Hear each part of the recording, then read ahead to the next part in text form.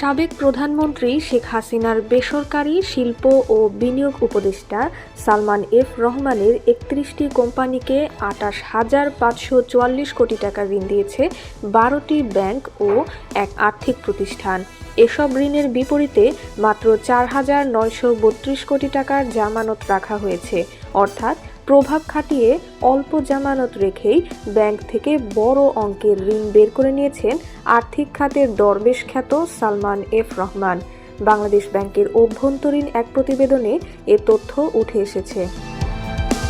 বাংলাদেশ ব্যাংকের তথ্য বলছে, বেক্সিমকো গ্রুপভুক্ত প্রতিষ্ঠানগুলোকে স্বল্প জামানতে বড় ঋণ দেওয়ার তালিকায় সবচেয়ে বড় অবদান রেখেছে রাষ্ট্রায়ত্ত জনতা ব্যাংক। জনগণের টাকায় গঠিত এই ব্যাংক মাত্র ১,০০৭ কোটি টাকা জামানতে সালমান এফ রহমানের প্রতিষ্ঠানগুলোকে ২৩,২৮৪ কোটি টাকা ঋণ দিয়েছে।